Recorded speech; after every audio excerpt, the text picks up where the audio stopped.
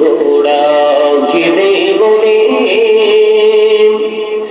আমার কোন দোষ নাই, ইমাম হুসাইন শহীদ বৈরে কারবালাতে পানি না।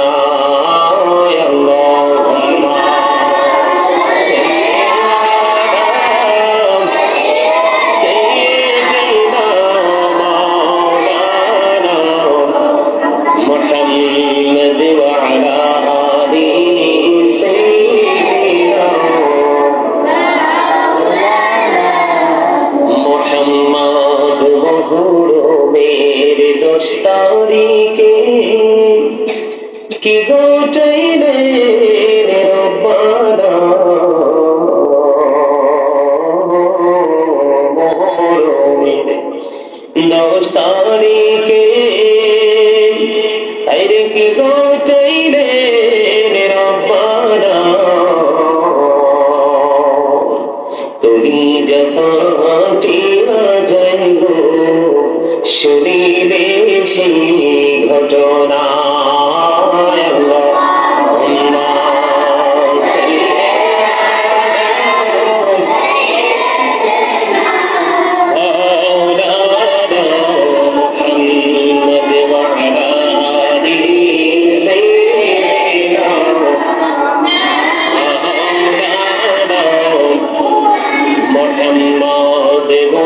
সবাই গুনাহগার গো এসেছি আপনার দরবারে, যার সিলাই সৃষ্টি করছেন মাফ করেন তার খাতিরে।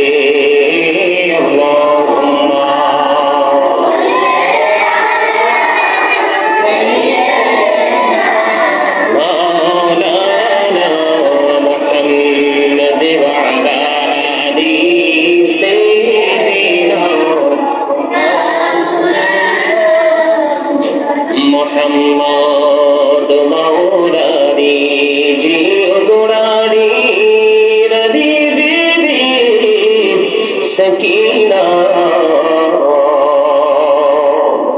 এগো ঘড়ি 3 চুনরারি খালি সোনার মদিনা।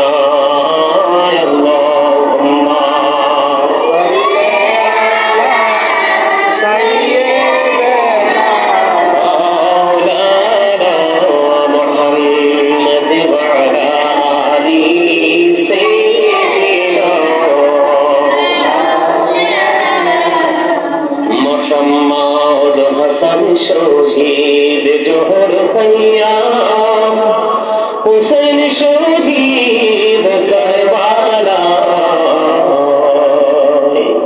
জয়নাল আবেদীনের রইল বন্ধু এ জিদার জেলখানা।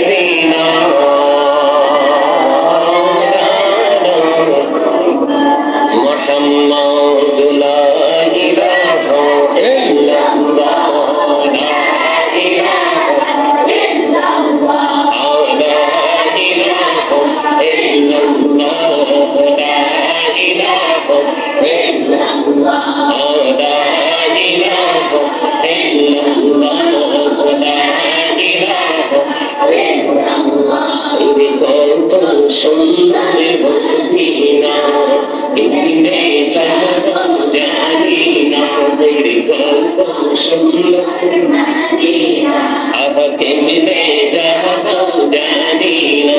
এই দয়া করো দয়া আল্লাহ, দয়া করো দয়া আল্লাহ, নসিব করো মদিনা।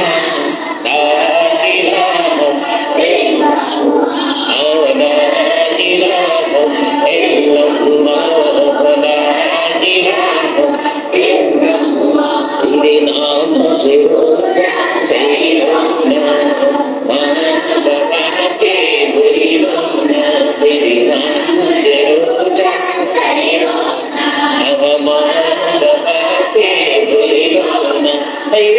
জান্নাতবাসী হইতে চাইলে জান্নাতবাসী হইতে চাইলে প্রাণ ভরে কর সাধনা লা ইলাহা ইল্লাল্লাহ লা ইলাহা ইল্লাল্লাহ লা ইলাহা ইল্লাল্লাহ লা ইলাহা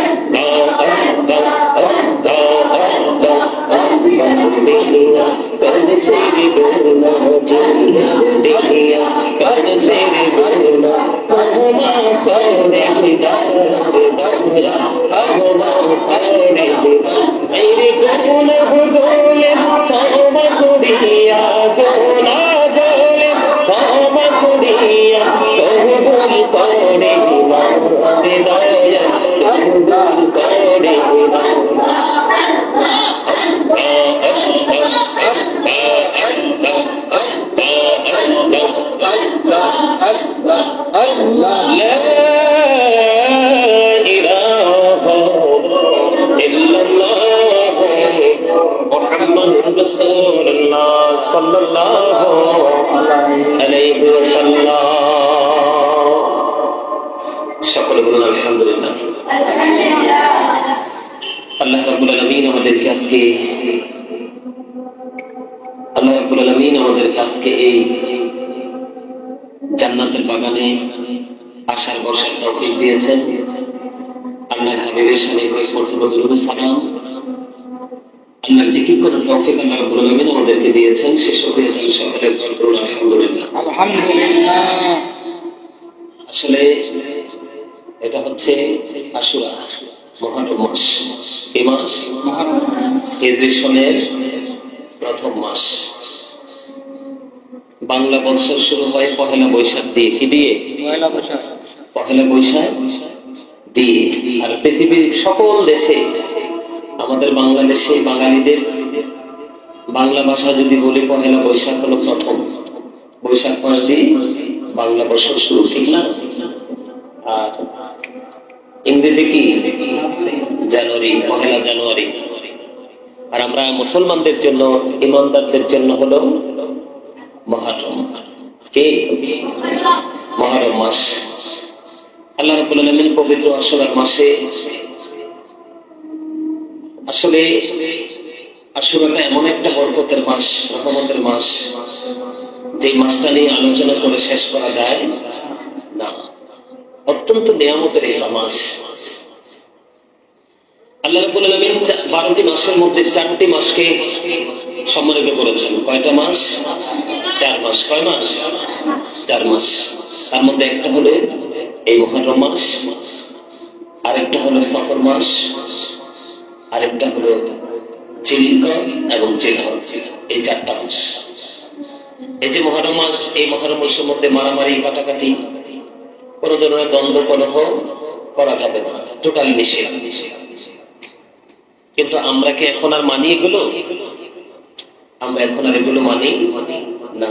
এই যে মুহররম মাস শুরু হলো গতকালকে, সম্ভবত কোত্থেকে জানি না, একদম স্পষ্ট মিউজিকের আওয়াজ আসছে। কি আসছে? গান, বাদ্যযন্ত্রের আওয়াজ আসছে। আমি আমার বাসা থেকে শুনছি। তা আফসোস করলাম, আমরা মুসলমান, আমরা কোনো কিছুরই খবর রাখি না। শুধু একটা খবর আমাদের কাছে আছে, দুনিয়া। এটাতে খাবার, ইনকাম, পোশাক আশাক, নিজের বিলাসিতা। আজকে আসার সময় দেখলাম, এই প্রোগ্রামে আসার সময় দেখলাম বিশাল মসজিদ, এত সুন্দর দৃষ্টিনন্দন মসজিদ, কিন্তু মসজিদে মুসল্লি নাই। আমরা হচ্ছে সেই মুসলমান। যাই হোক, আমি সেদিকে যাচ্ছি না। আমাদের যেহেতু সামনে আশুরার দিন, কোন দিন? আগামী শনিবার দিবাগত রাত্রি থেকে রবিবার মাগরিবের পূর্বক্ষণ পর্যন্ত হলো 10 তারিখ। কি? এগুলো বুঝে নিতে হবে আমাদেরকে। আমি আজকে এখানে আলোচনা করব কয়েকটা বিষয় নিয়ে। এর মধ্যে প্রথম হলো এই আশুরার মাসটাতে আমরা কি করব, আমাদের কি করণীয়, এটা আমাদের একটু জানার দরকার আছে না নাই? সবাইকে মন দিয়ে শুনতে হবে। হ্যাঁ, সবাইকে মন দিয়ে শুনতে হবে। মন দিয়ে শুনে নিজে আমল করতে হবে, এবং ফ্যামিলি মেম্বার যারা আছে অথবা আশপাশ আত্মীয় স্বজন, পাড়াপড়শি যারা আছে, যতটুকু সম্ভব হয় তাদেরকে আমাদেরকে আমল করার জন্য কি করতে হবে? আমন্ত্রণ জানাতে হবে, উৎসাহ দিতে হবে। তাই তো? আপনারা কেউ কিন্তু কথা বলবেন না, একদম স্পষ্ট ভাবে কথা শুনতে হবে। Stop your mouth everybody. সকলের জবানকে বন্ধ রাখতে হবে। কি করতে হবে? You listening my lecture very attentively. আমার কথাগুলো মন দিয়ে শুনতে হবে। আল্লাহ রাসূল বলেছেন, আমি যে আয়াতটা দিয়ে শুরু করেছি, কুল্লা আসআলুকুম আলাইহি আজরান ইল্লাল মাওয়াদ্দাতা ফিল কুরবা। আল্লাহ রাব্বুল আলামিন আল্লাহর হাবিবকে বলেছে, হাবিব আপনি বলুন। আল্লাহ রাব্বুল আলামিন আল্লাহর হাবিব আমাদের প্রিয় নবীকে, আমাদের প্রিয় রাসূলকে অর্ডার করেছেন, হাবিব আপনি জানিয়ে দেন রাসূল যে আমাদের কাছে কি নিয়ে এসেছে। রাসূল যে আমাদের কাছে রিসালাতের বাণী নিয়ে এসেছে, আমাদের জন্য উপদেশ নিয়ে এসেছে। কি নিয়ে এসেছে? আমাদের জন্য কি নিয়ে এসেছে? আমাদেরকে দিন সম্পর্কে ইনস্ট্রাকশন দেওয়ার জন্য রাসূল এসেছে। মানে মোট কথা হলো রিসালাতের বাণী, আমাদের সঠিক পথ পরিচালনার জন্য যতটুকু শিক্ষার প্রয়োজন সেই শিক্ষা নিয়ে এসেছে রাসূল, তাই না? এই জন্য আল্লাহ রাব্বুল আলামিন বলেছেন, হাবিব আপনি জানিয়ে দেন। তাকে আমাদেরকে জানিয়ে দিতে বলেছেন। আমি যে তোমাদেরকে কি দিয়েছি? রিসালাতের বাণী পৌঁছে দিয়েছি, সঠিক তথ্য আমি তোমাদেরকে দিয়েছি, তার বিনিময়ে আমি তোমাদের কাছে আমার নিকট আত্মীয়, তার মানে আহলে বাইতের ভালোবাসা ছাড়া, মোহাব্বত ছাড়া আর কিছুই তোমাদের কাছে আমি পারিশ্রমিক চাই না। সুবহানাল্লাহ, কত মধুর কথা, কত প্রেমময় কথা। কি মানে রাসূল যে আমাদেরকে দ্বীনের শিক্ষা দিয়েছেন, দ্বীন সম্পর্কে আমাদেরকে তথ্য দিয়েছেন, ইনস্ট্রাকশন দিয়েছেন, এর বিনিময়ে রাসূল আমাদের কাছে কিছুই চায় না। চাই শুধু রাসূলের আহলে বাইতের ভালোবাসা। এই আহলে বাইতকে ভালোবাসা হলো ফরজ। ঠিক, সুবহানাল্লাহ। নবীর পরিবার, নবীর আহলে বাইতকে ভালোবাসা আমাদের জন্য কি ফরজ? ফরজ। আরেকটা বিষয় তার পাশাপাশি, এটা যেহেতু প্রথম মাস শুরু, প্রথম বছর শুরু, হিজরি সনের প্রথম মাস মুহররম মাস, কি খালাকাশ শামস ওয়াল কামার আলি আদাদি সিনিন ওয়াল হিসাব। আল্লাহ রাব্বুল আলামিন বছরের হিসাব গণনা করার জন্য আল্লাহ রাব্বুল আলামিন কি করেছেন? সূর্য এবং চন্দ্র সৃষ্টি করেছেন। সুবহানাল্লাহ, সুবহানাল্লাহ। কি করার জন্য? আসলেই তো সত্য। আমরা যদি বাস্তবতার দিকে তাকাই, কিসের দিকে তাকাই? বাস্তবতার দিকে তাকাই। আসলে সূর্য যখন ওঠে আমরা ঘড়ি ধরে সকাল হিসাব করি, তাই না? সূর্য যখন বিকালে চলে যায়, অস্ত যায়, আমরা তখন বিকাল, দিন শেষ। তার মানে সূর্য এবং চন্দ্র এই দুটোকে আল্লাহ রাব্বুল আলামিন হিসাব গণনার জন্য শুরু করেছেন। যেমন যদি আমি এক্সাম্পল দেই, মুহররম দিয়ে শুরু, জিলহজ দিয়ে শেষ, আবার মুহররম শুরু হয়েছে, আবার নতুন বছর শুরু হয়েছে, ঠিক না? তা এই যে একটি বছর আমাদের থেকে চলে গেল, কি হলো? একটি বছর আমাদের থেকে চলে গেল। আমরা যদি সত্যিকারের বিবেকবান হই, সচেতন হই, কি হই? বিবেকবান হই, সচেতন হই, তাহলে আমরা কি করতে পারবো?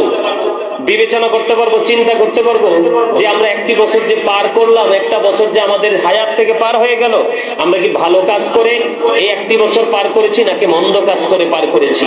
এটা কিন্তু বিবেকবান মানুষ ছাড়া এই চিন্তা করা সম্ভব নয়। কিন্তু আমাদের প্রত্যেকেরই এই জিনিসটা চিন্তা করা উচিত। কারণ আমার যে হায়াত ছিল পৃথিবীর জিন্দেগিতে, এর মধ্যে থেকে 365টি দিন কিন্তু শেষ হয়ে গেল। আমি এই দিনগুলোতে কি করেছি? আমি কি ভালো কাজ, নেক কাজ, পবিত্র কাজ করে একটি বছর অতিক্রম করতে পেরেছি নাকি অন্য কিছুর মাধ্যমে অতিক্রম করতে পেরেছি? এটা বুদ্ধিমান মানুষ যারা, তাদের এটা চিন্তা করা উচিত। কারণ আমি যদি ভালো কাজ না করে মন্দ কাজ কামনা ভাষণার মধ্য দিয়ে যদি আমি আমার জীবন অতিবাহিত করি, তাহলে কিন্তু আমার ফিউচার, ভবিষ্যৎ অন্ধকার ছাড়ার কিছুই না। এই জন্য আমাদেরকে মুহররম মাস আসলে আমাদেরকে একটু শক্তভাবে, শক্ত মানসিকতা নিয়ে আমাদের একটু হিসাব নিকাশ করা কি উচিত, তাই না? আমাদের কি করা উচিত? একটু হিসাব নিকাশ করা উচিত। এই জন্য যে, কারণ বুদ্ধিমান মানুষ আল্লাহ রাব্বুল আলামিনের কাছে গিয়ে কাঠগড়ায় দাঁড়াবার আগে এই পৃথিবীতে প্রত্যেকটা বুদ্ধিমান মানুষ নিজের কাঠগড়ায়, নিজের আদালতে দাঁড়িয়ে যায়। কারণ নিজের আদালতে যখন দাঁড়িয়ে দেয়, অটোমেটিক্যালি কিন্তু তার মধ্যে সমাধান, সলিউশন চলে আসে। তা আমাদের প্রত্যেকের উচিত, এই মুহররম মাস এসেছে, একটি বছর পার হয়েছে, আরেকটি বছর শুরু হয়েছে, আমি অতীতে কি করেছি এবং এই মুহররম মাস থেকে আরো আগামী একটি বছর আমি কি করব, আমাদের প্রত্যেকের মনে এই চিন্তা রাখা উচিত উচিত উচিত। না হয় আমাদের কোনো উপায় থাকবে না, থাকবে না। সম্মানিত উপস্থিতি, এই জন্য আল্লাহ রাসূল একজনকে উপদেশ দিতে গিয়ে বললেন, তোমরা 5টি জিনিসের পূর্বে 5টি জিনিসকে মূল্যায়ন করবে। কি করো? ইয়া রাসূলুল্লাহ, ইয়া হাবিবাল্লাহ, নবী গো, ও প্রাণের নবী, কোন 5টি জিনিসের পূর্বে, কোন 5টি বিষয়ের পূর্বে আমি 5টি বিষয়কে মূল্যায়ন করব? ইয়া রাসূলুল্লাহ, জানতে মনে চায়। আমার রাসূল জানিয়ে দিলেন, তুমি বৃদ্ধ হয়ে যাওয়ার আগে তোমার যৌবনকালকে তুমি কাজে লাগাও। অসুস্থ হয়ে যাওয়ার আগে তুমি তোমার সুস্থতাকে কাজে লাগাও। অসচ্ছলতা আসার আগে তুমি সচ্ছলতাকে কাজে লাগাও। তুমি ব্যস্ত হয়ে যাওয়ার আগে অবসর সময়কে তুমি কাজে লাগাও। মৃত্যুবরণ করার আগে তোমার এই হায়াতে জিন্দেগিকে তুমি কাজে লাগাও। ওই যে একটু আগে বললাম, পৃথিবীর চালাক মানুষগুলো যারা ইন্টেলিজেন্ট, যারা ভেরি ক্লেভার, যারা ওই মানুষগুলো দিন সময় চলে যায়, সময়ের সাথে সাথে নিজে কি করেছে আর কি করেনি সেটা সে বিবেচনার মধ্যে নিয়ে আসতে পারে। ওই মানুষের জন্য দুনিয়া এবং আখিরাত দুটোই হলো পরিপূর্ণ নিয়ামত। সুবহানাল্লাহ। পাঁচটি বিষয়, তার মানে পাঁচটি সময়ের আগে পাঁচটি সময়কে তুমি মূল্যায়ন করো, এগুলো মাথায় রাখতে হবে। এইভাবে যদি মানুষ বিবেচনা করতে পারে তাহলে মানুষের জীবন ধন্য হয়ে যাবে, অন্যথায় নগণ্য হয়ে কবরে যেতে হবে। মুহররম